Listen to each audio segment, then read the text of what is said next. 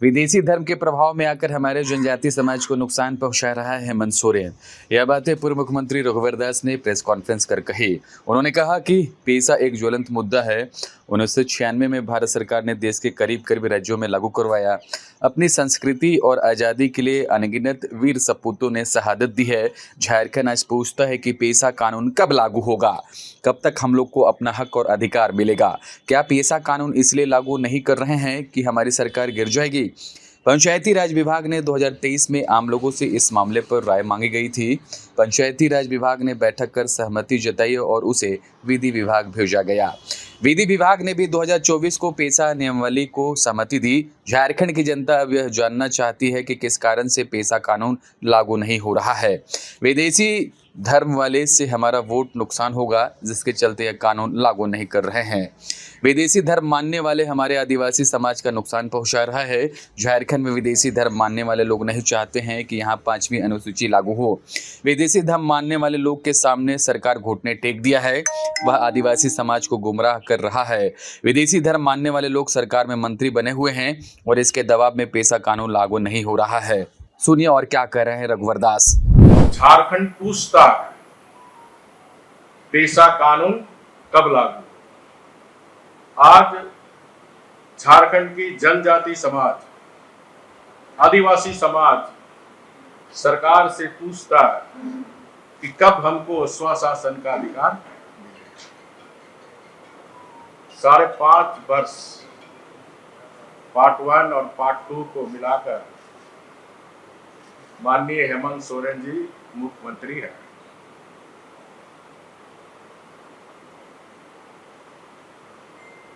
क्या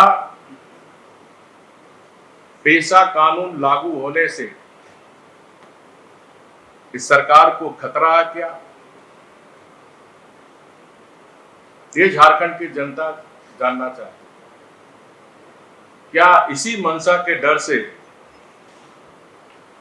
आप पेसा कानून नहीं लगा रहे हैं कि अगर पेसा कानून लागू हो जाएगा तो हमारी सरकार गिर जाएगी, सरकार खतरे में पड़ जाएगी? ये झारखंड की 4 करोड़ जनता आज झारखंड सरकार से जानना चाहती है। जबकि हेमंत सरकार द्वारा पेसा नियमावली प्रारूप जुलाई 2023 में प्रकाशित कर पंचायती विभाग द्वारा आम लोगों एवं संस्थाओं से प्रारूप प्रतिक्रिया मांगी थी। साथ ही साथ इस पेसा नियमावली प्रारूप को फिर विधि विभाग भेजा गया। विधि विभाग के महाधिवक्ता ने भी 20/3/2024 को विधि विभाग को सहमति देते हुए विधि विभाग को भेज दिया। विधि विभाग ने भी 22/3/2024 को पेसा नियमावली प्रारूप पर अपनी सहमति दी और कहा कि यह नियमावली माननीय सुप्रीम कोर्ट तथा हाई कोर्ट के न्यायिक आदेश के अनुरूप बनाया गया है। साथ ही साथ पंचायती राज अधिनियम 2021 में हाई कोर्ट तथा सुप्रीम कोर्ट के द्वारा पेसा में संवैधानिक कराया गया। तो झारखंड की जनता ये जानना चाहती है, जब सारी प्रक्रिया पूर्ण हो चुकी है, सभी की सहमति मिल गई है, तो कौन सा ऐसा अदृश्य शक्ति है? क्या विदेशी धर्म मानने वाले के दबाव पर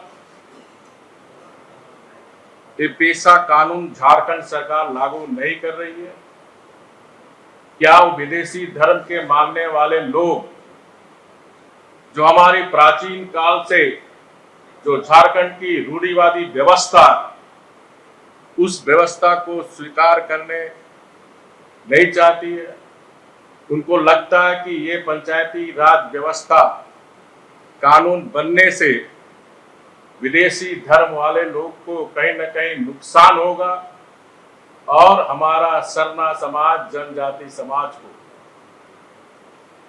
इससे फायदा होगा, गांव समृद्धि होगा, गांव में विकास के द्वार खुलेंगे और हमारी जो सरना संस्कृति मजबूत।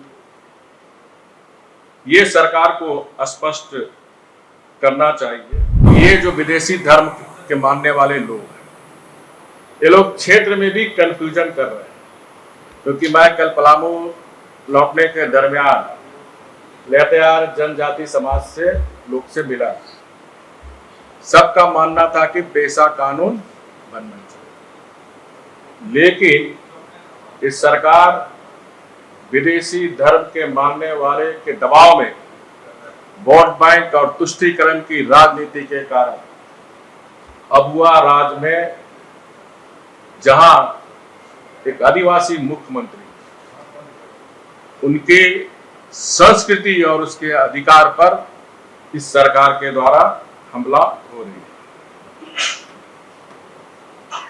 आपको मैं और जानकारी दूं कि किसी विदेशी धर्म के मानने वाले लोग, जब 1996 में पेशा कानून लागू हुआ, तो लोग ने आदिवासी बुद्धिजीवी मंच, विदेशी धर्म मानने वाले लोगों को गुमराह करने के लिए एक आदिवासी बुद्धिजीवी मंच बनाया और इनके सदस्यों के द्वारा 2010 से 2017 तक इस जो 1996 में जो गुड़िया कमेटी के अनुशंसा पर जो पेशा कानून को चुनौती दी थी, धारा 0 के आलोक में झारखंड में 5वीं अनुसूची के बजाय 6ठी अनुसूची धारा लागू होगी।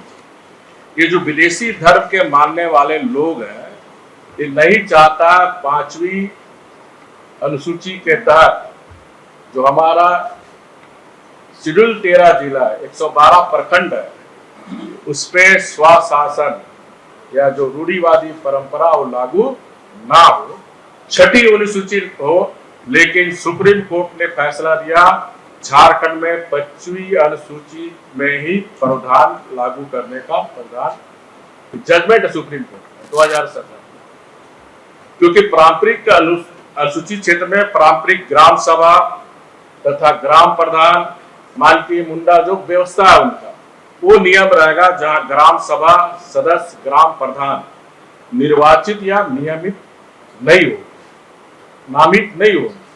ये जो पारंपरिक जो हमारी व्यवस्था चली आ रही थी, वही व्यवस्था इस पे लागू हो। जो परंपरा और जो हमारी रूढ़िवादी नीतियों के तहत वो चुने जाए।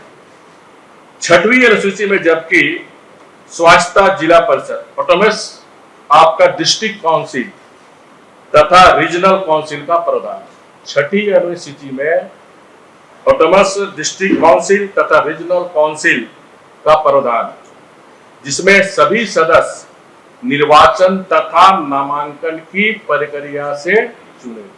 स्पष्ट समझ गए?